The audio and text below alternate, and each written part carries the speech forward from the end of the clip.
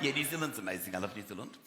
But it takes 24 hours, as you know, to get there from here. And that's a day of your life gone, just gone. It's insane. And the jet lag is monumental. So I landed in Auckland, New Zealand. And I thought, I've got to get onto the time zone as quickly as possible. So I pulled out the bezel of my watch. And I said to the stewardess, excuse me, what's the time difference here? I just want to get onto the new time zone. What's the time difference here? She went, it's 12 years ahead. The time difference in New Zealand? It's 12 years ahead. We're 12 years ahead of New Zealand. So I started to wind my watch. 12 hours. And I noticed my peripheral vision. She was looking at me like I was an idiot. I thought, what's her problem? She needs to jog on. I got about 8 hours in and I realised, oh right, I'm going to land in exactly the same place that I started. So rather than look a fool, I wound it back. Thank you. I'll be fine from here. Thank you for your help. But they talk like that in New Zealand. They talk right on the front of their mouths like that. Yeah, it's quite fast, it's quite pacey. And basically they just change the vowels. They have a strange relationship with vowels. They get to a vowel and they just pick another one and go with that one instead. Because Australia's a little bit different. It's much slower in Australia. They take their time. In fact, they love the vowels. When they see a vowel, they're just like, we're going to stay there. I see no reason to rush this sentence, mate. We're going to stay in the vowel. But New Zealand, it's all about changing the vowel. And I had a bit of an incident on account of this vowel-changing situation, and I'm going to be honest and upfront, it was quite rude. But it's funny. When I was checking into the hotel in Auckland, she wanted to tell me, the receptionist, about this new swimming pool that they built on the 6th floor. The 6th floor.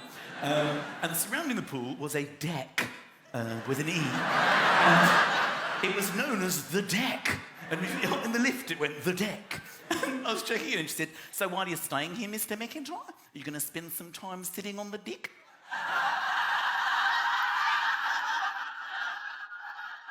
That is an astonishing assumption to make of me. She said, there's a lovely big dick on the 6th floor. There's a lovely big dick on the 6th floor? What kind of a place is this? She said, the dick is just for hanging out. No, it isn't. Careful, it can get a little bit slippery up there. It's hardwood. Oh, please behave. And of course, that's when the bees and the wasps start to chip in to your day, because they live outside, okay? So they'll start to come into your life. And you'll deal with the situation, I believe, as a British person, in one of 3 ways. You'll recognise yourself in this as we go through it. When a bee or a wasp buzzes into your life, bzzz. Either you are, firstly, a wafter, okay? You'll know who you are if you're the wafters. They're quite cool, by the way. If you're a wafter, you're quite cool. You just deal with the situation. Bzzz. Okay, I'll figure. I don't need that. Bzzz. Sure.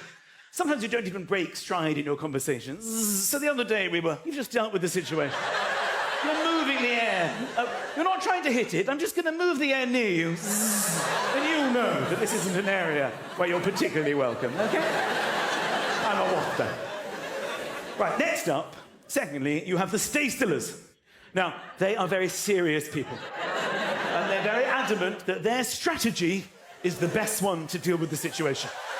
Okay, nobody move. Just stay completely still. Don't make it angry. Don't encourage it. They get quite angry with the wafters. Don't waft it. You're just making it angry. You're encouraging it. Don't encourage it. It's not interested in us, and we're not interested in it. See? It's gone now. Just stay completely still, and it'll get about its business, okay? Then, the third way, the total panickers, right? No! Is it up me? I can feel it! Has it gone? Has it gone? Has it gone? Oh my gosh!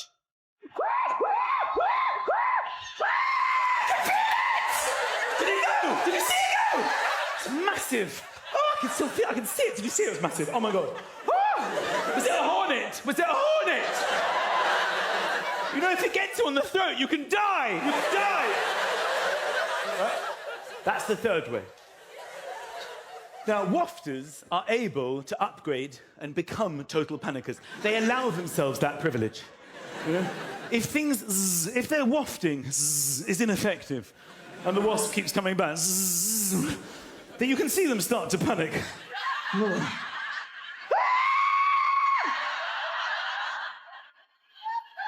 Which is why wafters really hardly ever get stung. And total panickers almost never get stung. You know who gets stung? The stay-stillers. Because they cannot break out of their seriousness. They are such firm believers that they have the right strategy. And this is why I thought of this. I've got a friend, he's a stay-stiller, and a wasp not only buzzed around him, but landed on his face. And he just went, the best thing to do is stay completely still. Well, I'm not so sure about that. It's on your face. I don't want to encourage it.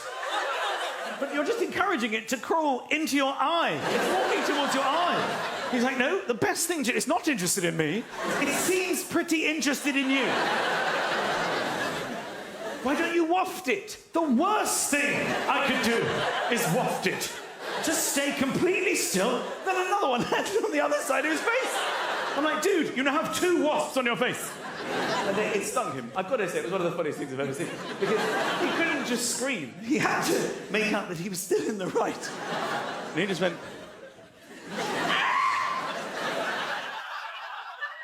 It has now stung me. It stung my face. It stung me on the face. But I think the best thing to do is to not encourage it to sting me again. If a total panicker gets stung, you know about it. It's like,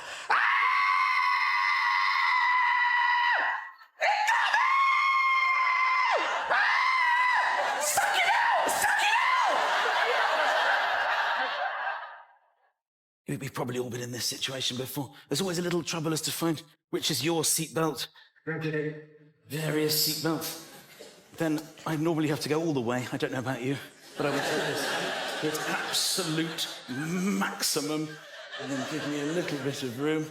That pops in there, nice and relaxed. And then rude people, as soon as the sign's off, there's a boom, they will immediately recline. You know who you are. You immediately recline. As soon as it's off, they'll just go, right, that's me. And just so you know, the person sitting behind you is staring at the back of your head, complaining to the horror. Look at this guy. Look at this rude recliner. Because the more polite of us, and you also know who you are, and I count myself among them, you'll do it in increments. Just every sort of 10 minutes, I will slowly, just a little bit.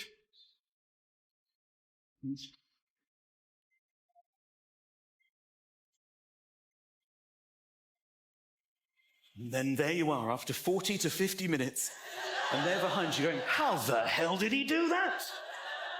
Yes, that's the idea. Slow, incremental reclining. Then you've got your blanket. If it gets chilly, shoes tend to go off. Always a little bit embarrassing. So they always say, leave your seatbelt on. They say, leave it on in case of turbulence. So you have to leave your seatbelt on. Then the blanket goes there. Then you try and sleep. But then sometimes the stewardess, there's turbulence. The stewardess comes around. She goes, excuse me, sir, is your seatbelt on? And it's a very awkward moment when you have to lift and direct her. Yes. Very awkward moment. I'm sure we've all been through. So you've got all the things here. The armrests move, the tray comes down. We've even got food here, which we can go through, which is absolutely revolting. We've got the hardest bread you'll ever get in the world. And then, of course, they come down and they go, would you like the chicken or the fish? Chicken or the fish, sir? We've got chicken or fish. Then you go, oh, I think I'll have the chicken. They go, we're out of chicken. All right, thanks for offering the chicken. So, as you all know, for takeoff, they always tell you to put the blind up. They go, make sure. Sometimes you're about to take off, everything's fine, and they go, excuse me, sir, could you just pop your blind up? We need all the blinds up for takeoff. Really? This blind is linked to the engine of the plane, is it? Is the captain up there going, something seems to be wrong. Have you checked all the blinds? Have you checked all the blinds? 32B. Check with 32B. All right, whoa, that's better. Close one. All right, so this is where it would come. That's another thing that happens, is when it ends, when the plane, because it's a race, isn't it, to get off the plane? It's a race. You pretend you're not racing, don't you? You look around. As soon as you get there, you're looking around. You always go, welcome to such and such. You've arrived. Please wait for the seatbelt sign to go off. But everybody is waiting. They might as well say, on your marks, get set, go.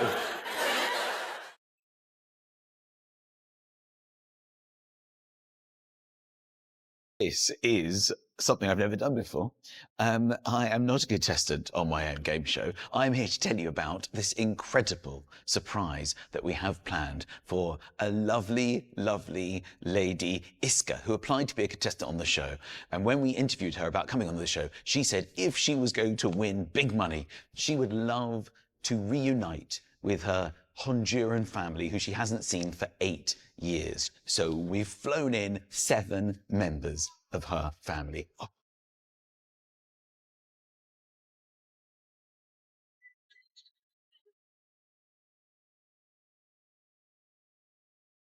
It's showtime. Everyone makes their way to the set, and Iska takes her seat on the contestant wheel, unaware that her family are gathering excitedly in the wings. So, let's find out who is first to play the game. It's a 1 in 3. Who's it gonna be? Spin the contestant wheel. Here we go. Who have we got? It's Iska! Yes, Iska. Welcome to the Hi, wheel. Michael. So, tell us about yourself, Iska. I'm married with 2 little babies. Lovely. How old are they? 2 years old and 11 months Very old. good. Yeah. If you were to win big money tonight, what would you do with that money, Iska? Well, I was born in Honduras. Oh, yes. I've got lots and lots of family in Honduras. Lovely. Which I've not seen for a very long time.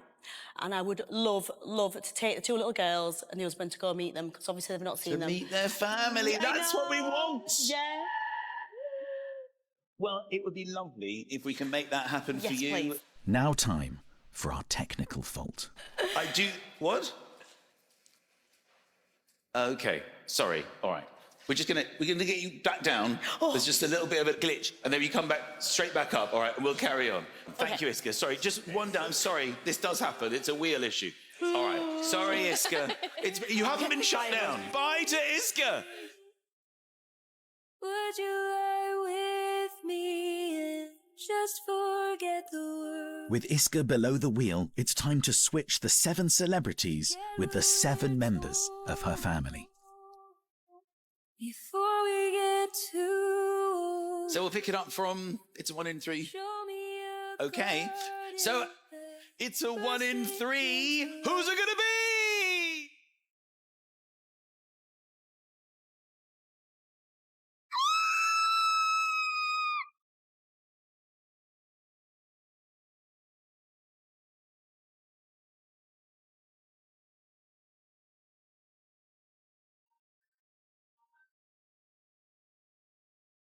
all in our hand.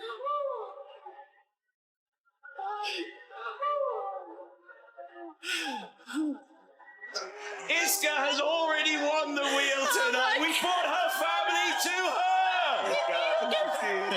Well, ladies and gentlemen, all the way from Honduras. Unbelievable. And Auntie Ruth. Did you do this? We did it because sometimes it's too hard to play the game. And a very emotional Eleanor. Oh, after all those years. 8 long years. How do you feel about that, Iska? This is just so crazy. This is mad. Oh, my family are here. When you said that you wanted to see them again, we thought, well, there are so many of them. We've got 7 spots. We might as well fly them in. My dear dad. Oh, your dear day is right here. Let's hear it for Iska and her lovely Honduran family. Thank you.